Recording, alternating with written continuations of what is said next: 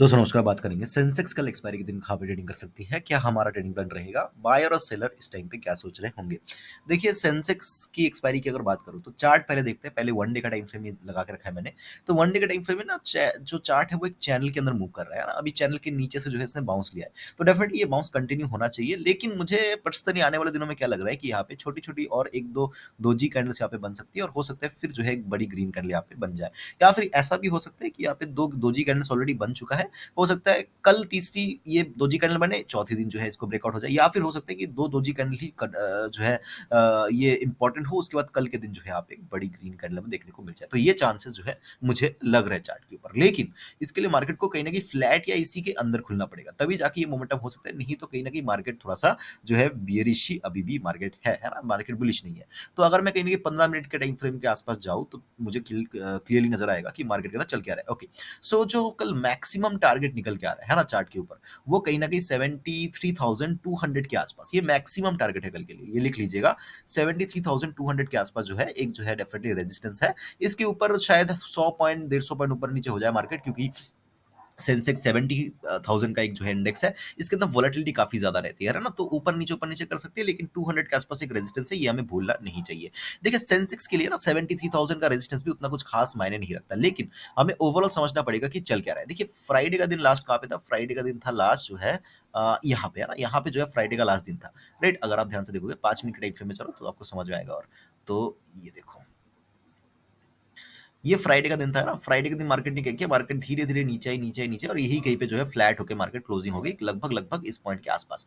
फिर जो है मंडे के दिन मार्केट इसी इसी पॉइंट के आसपास खुली, राइट, 73,700 के आसपास। फिर थोड़ा सा नीचे आके ऊपर की कहाँ तक, 72,980, मतलब 73,000 के आसपास तक मार्केट ऊपर गई। इसका मतलब ये है कि 73,000 का जो कॉल है वो कहीं ना कहीं मंडे के दिन बेचा गया। तारीख कौन सा था, 18 मार्च। तो 18 मार्च को अगर आप देखोगे तो 18 मार्च अगर मैं देखूं तो 18 मार्च ही देखो, 18 मार्च को जब ये सेल किया गया था तो ये कहीं ना कहीं 500 रुपए के आसपास चल रहा था। ठीक है, 500 रुपीज के आसपास ये चल रहा था। अभी ये जो कॉल है ये कहाँ पे चल रहा है, 100 रुपीज के आसपास। मतलब इसके अंदर ऑलमोस्ट ऑलमोस्ट 80% जो है डीके हो गया है। ठीक है, 80% डीके इसके अंदर हो गया है। ओके, फिर अगर मैं देखने की कोशिश करूँ फिर क्या हुआ, फिर मार्केट नीचे खुली, नीचे आने लगी है ना, नीचे काफी ज्यादा नीचे तक आई मार्केट। फिर जो है यहाँ से जो है चैनल की वजह से यहाँ से सपोर्ट लिया मार्केट ने। सपोर्ट लेने के बाद मार्केट जो है अभी फिर से ऊपर चली गई। अभी अगर ध्यान से देखोगे ना, ये जो 2 दिन है, ये 2 दिन जो है उतना इंपॉर्टेंट नहीं है। क्यों, क्योंकि ये जो है एक एक्सेस मूव आप ले सकते हो है ना।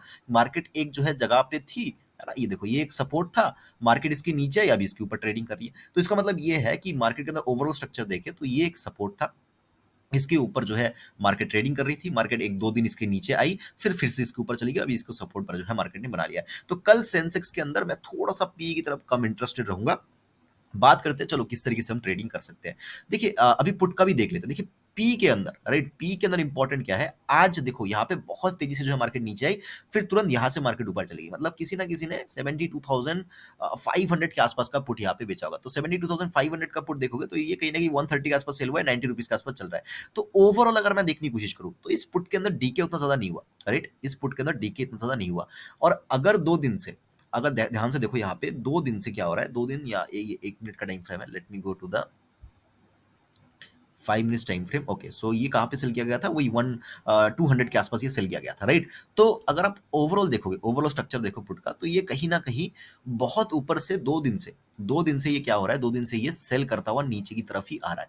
तो 2 दिन से अगर सेलर ने इतना मेहनत करके नीचे लेके आए हैं और इसके अंदर अभी भी डीके कम है ना, अभी भी डीके पूरा नहीं हुआ है, तो चांसेस आर वेरी हाई कि ये जो है जीरो करके ही ये लोग मानेंगे इसको। चांसेस बहुत लगता है कि ये जो पुट है ये कल जीरो ही होने वाला है, राइट। लेकिन मोमेंटम आ गई तो डेफिनेटली इसके अंदर स्पाइक आएगा, लेकिन हम थोड़ा सा उसको उसमें कम इंटरेस्ट रहेंगे। तो थोड़ा सा हम कॉल की तरफ कल देखेंगे मार्केट को। तो कल अगर मार्केट फ्लैट खुलती है, अगर मार्केट ऊपर चलने लगती है, तो मैं इन पॉइंट्स को वेट नहीं करूंगा। अगर ऊपर चलने लगती है मैं तुरंत जो है यहाँ पे कॉल ले लूंगा, और कहीं ना कहीं मेरे टारगेट जो है 73,200 तक के देखने को मिल सकते हैं। मार्केट अगर फ्लैट खुल के नीचे आने लगती है, मैं पुट की तरफ इंटरेस्टेड नहीं हूँ। मैं कहीं ना कहीं मार्केट के अंदर इन पॉइंट्स के आसपास जो है देखूंगा, क्या मार्केट इन पॉइंट्स के आसपास आके सपोर्ट ले रही है, क्या कोई इस तरीके का कैंडल बना रही है क्या। अगर बना रही है तो मैं कॉल की तरफ इंटरेस्टेड हूँ, और अगर इन पॉइंट्स को मार्केट ब्रेक करती है, मतलब 72,400 के नीचे आ जाती है, तब भी मैं जो है कल के दिन पी का जो ट्रेड है ना, उसको मैं अवॉइड कर दूंगा। क्यों?